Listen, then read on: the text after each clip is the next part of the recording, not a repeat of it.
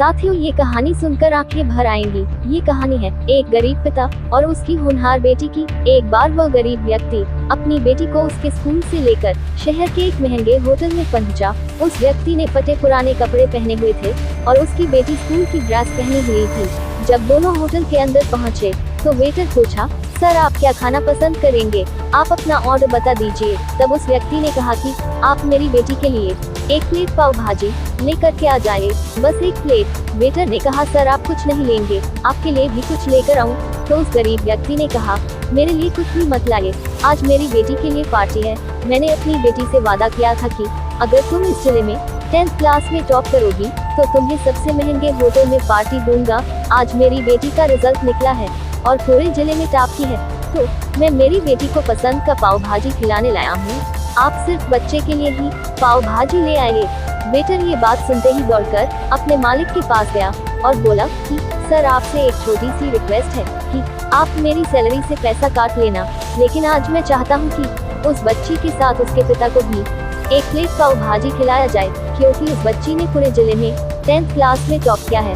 वह गरीब पिता है, उनके पास ज्यादा पैसे भी नहीं है, इसलिए वह एक ही प्लेट ऑर्डर किया है। कह रहा है कि सिर्फ बच्ची के लिए ही ले आओ।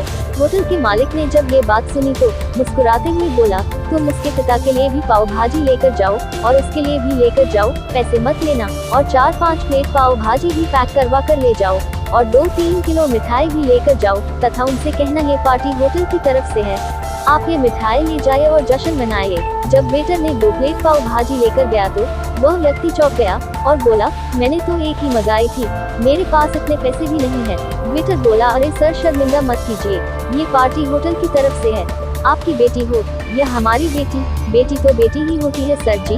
हमारी बेटी ने टॉप किया है तो ये पार्टी तो बनती ही है। ये मिठाई भी लेकर जाइए और लोगों को बांट कर जश्न मनाइए। पिता और बेटी खुश हो गए और वहाँ से चले गए।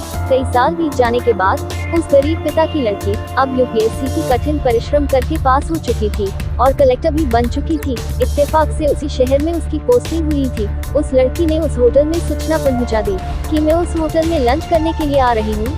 होटल के मालिक ने जब ये सुना कि उनके होटल में कलेक्टर आने वाले हैं तो होटल को पूरी तरह से सजवा दिया।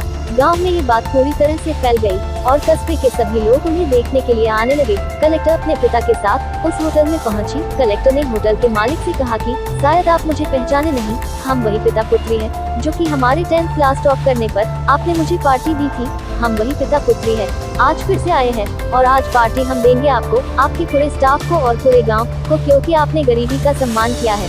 आपने उस दिन जो पार्टी दी थी मुझे बताया कि मुझे कितनी और ऊंचाई तक पहुंचना है, कितनी और बड़ी मंजिल को चुना है। आपने एक नई प्रेरणा दी थी और आज मैं उसी प्रेरणा का ऋणी हूँ। कुछ एहसान चुकाने के लिए आई हूँ।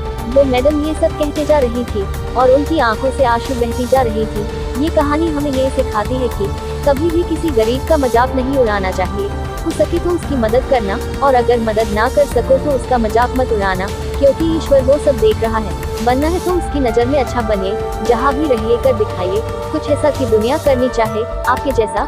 ऐसे ही कहानी सुनने के लिए हमारी YouTube चैनल सफलता की कुंजी को लाइक, कमेंट, शेयर और सब्सक्राइब करके बेल आइकन दबा दे, ताकि जब भी वीडियो डाले तो सबसे पहले आपके पास पहुँचे। धन्यवाद।